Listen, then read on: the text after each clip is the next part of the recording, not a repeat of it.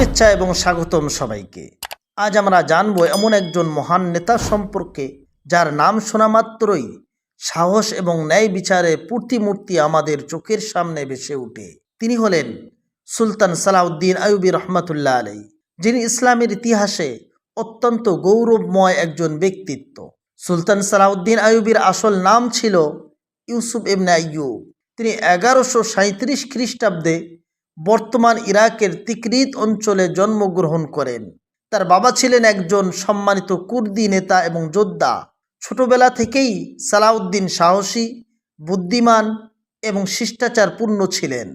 তার মেধা এবং সামরিক কৌশল শেখার প্রতি প্রবল আগ্রহ ছিল। ছোটবেলায় তিনি ধর্মীয় শিক্ষা গ্রহণ করেন এবং পরে সামরিক কৌশল ও নেতৃত্বের গুণাবলীতে নিজেকে পারদর্শী করে তোলেন। প্রথম জীবনে সালাউদ্দিন নুরউদ্দিন জঙ্গির সেনাবাহিনীতে কাজ শুরু করেন। অল্প কিছুদিনের মধ্যেই তার দক্ষতার কারণে তিনি মিশরের ফাতিমি শাসকদের বিরুদ্ধে একটি গুরুত্বপূর্ণ বিজয় অর্জন করেন। এরপর তিনি মিশরের সেনাপতি হন এবং পরবর্তীতে তিনি সেখানে ক্ষমতা গ্রহণ করেন। তার লক্ষ্য ছিল মুসলিম উম্মাহকে একত্রিত করা এবং শত্রুদের বিরুদ্ধে দৃঢ় প্রতিরোধ গড়ে তোলা। সালাউদ্দিন আইয়ুবী রহমাতুল্লাহ আলাইহির জীবনের সবচেয়ে গুরুত্বপূর্ণ এবং স্মরণীয় অধ্যায় ছিল ক্রুসেডারদের বিরুদ্ধে তার জেহাদ।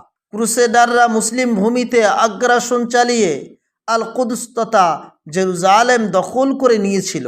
সুলতান সালাউদ্দিন আইয়ুবী প্রতিজ্ঞা করেছিলেন যে তিনি আল কুদসকে মুসলিম ভূমি হিসেবে পুনরুদ্ধার করবেন।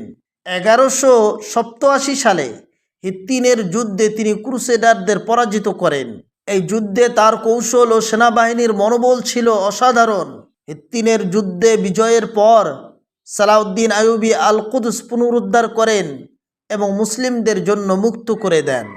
যুদ্ধক্ষেত্রে যেমন সালাউদ্দিন সাহসী ছিলেন, তেমনি তার দয়াশীলতা ও ন্যায় বিচার তাকে অন্য সবার থেকে আলাদা করে তুলেছিল। যখন আল কুদস পুনরুদ্ধার করা হয় তখন তিনি কোনো প্রকার প্রতিশোধ নেননি, বরং তিনি সেখানকার খ্রিস্টান বাসিন্দাদের সুরক্ষা নিশ্চিত করেন এবং তাদের অবাধে চলে যাওয়ার সুযোগ দেন। এই মহানবুতা ইউরোপের ইতিহাসেও সুলতান সালাউদ্দিন আইয়ুবীকে একজন ন্যায়পরায়ণ নেতা হিসাবে পরিচিত করে।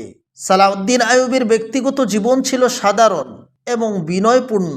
তার সম্পত্তি খুবই কম ছিল, কারণ তিনি তার অধিকাংশ সম্পদ গরিবদের মাঝে বিতরণ করতেন এবং যুদ্ধের কাজে ব্যবহার করতেন। তিনি বিনয়ী এবং আল্লাহ ভীরু একজন ব্যক্তি ছিলেন। 1193 খ্রিস্টাব্দে মাত্র 56 বছর বয়সে সালাউদ্দিন আইয়ুবী রহমাতুল্লাহ আলাইহি এই পৃথিবী ছেড়ে চলে যান। তার মৃত্যুর সময় তার সম্পত্তি বলতে কিছুই ছিল না, কারণ সব কিছু তিনি মানুষের কল্যাণে বিলিয়ে দিয়েছিলেন। তার মৃত্যুতে মুসলিম উম্মাহ গভীরভাবে শোকাহত হয় এবং আজও তার স্মৃতি আমাদের অনুপ্রাণিত করে। সুলতান সালাউদ্দিন আইয়ুবী শুধুমাত্র একজন যোদ্ধা নন, তিনি ছিলেন এক মহান নেতা, মহানুভব এবং ন্যায় বিচার প্রিয় মানুষ। তার জীবন আমাদের শেখায় কিভাবে আমরা আল্লাহর উপর ভরসা করে ন্যায় ও সাহসিকতার মাধ্যমে সঠিক পথে চলতে পারি।